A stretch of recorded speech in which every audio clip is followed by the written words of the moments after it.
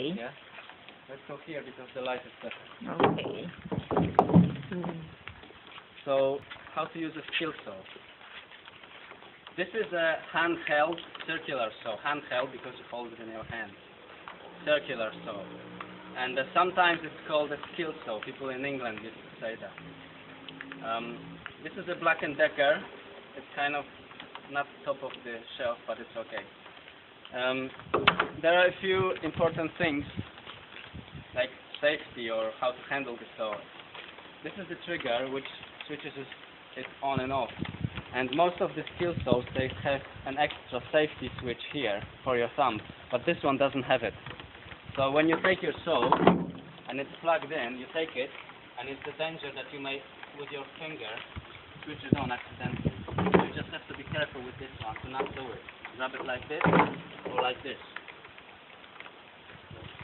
Now the skill saw has adjustable depth of cut. There's a little lever here at the back, which you just pull up. It's a little bit hard, but you pull up, and that releases this saw plate of the saw. So you can adjust the depth to whatever you require. For example, we will be cutting this board, and this is how we adjust the depth for it. Open the guard of the blade like this. Come a little bit closer. You rest your saw on the piece, and here's the supporting piece, like this. The blade touches the piece. You can take the saw a little bit back, and the blade lowers. You can feel that the teeth are protruding below the surface of the board, and this is fine. They should be protruding just a little bit, like 5 millimeters maybe. So when this is fine, you lock this lever at the back with a little push down. You don't have to push it hard. If you push it too hard, it will be hard to open it. Just like this, and it's fine. And this is where you have the depth of the cut adjusted. Most circular saws, they also have the adjustable bevel cut, which is here.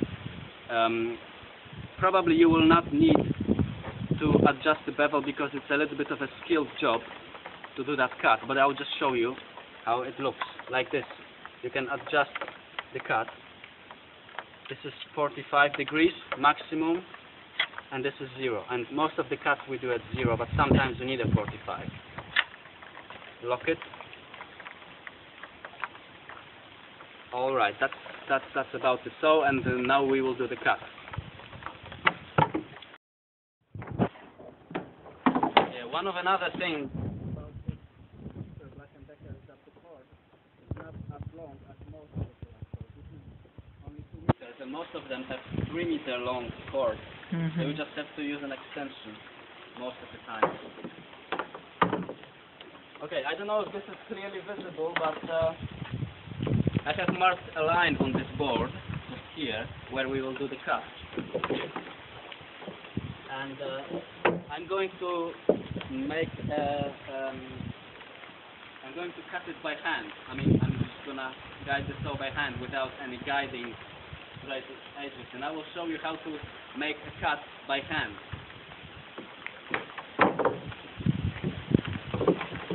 I'm gonna start cutting from that side.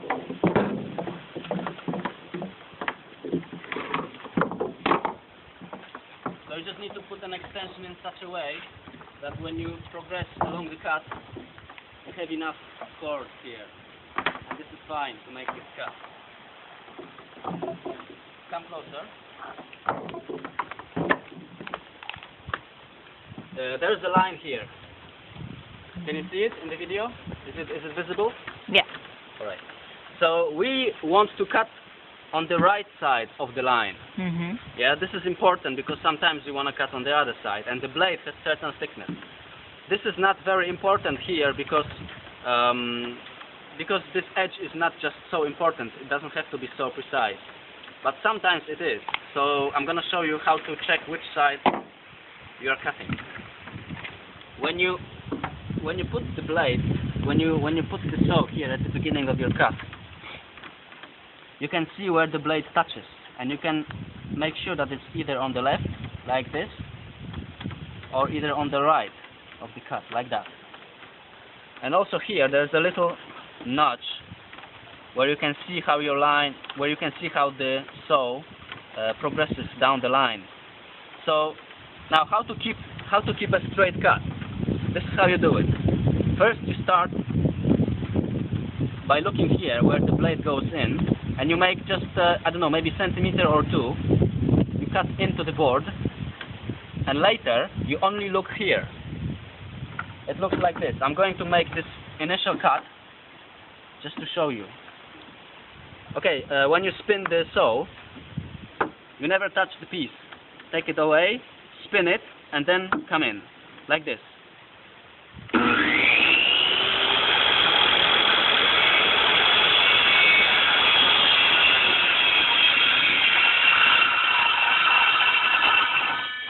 So here we are cutting on the right side of the line, yeah? Alright? Mm-hmm. Okay. So, the blade goes in here, this is where we are, a little bit back. And now, again, another dodgy thing about Black & Decker.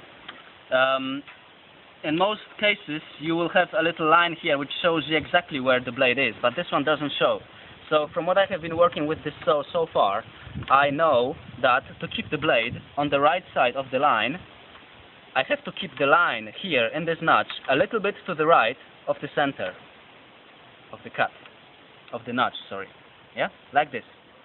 So now when I'm going to make a cut, I'm not going to look at the blade anymore. I'm just going to spin it because it is already here, and I'm just going to progress with the saw along the line, and I will be just looking here. And I will keep this line exactly in this place, well, more or less exactly. And this way I'm going to obtain a very straight cut, which will be fine for this purpose. Yeah? Okay, if you can, I don't know, if you can get a close-up of how I guide the saw, that will be alright, but mind the dust.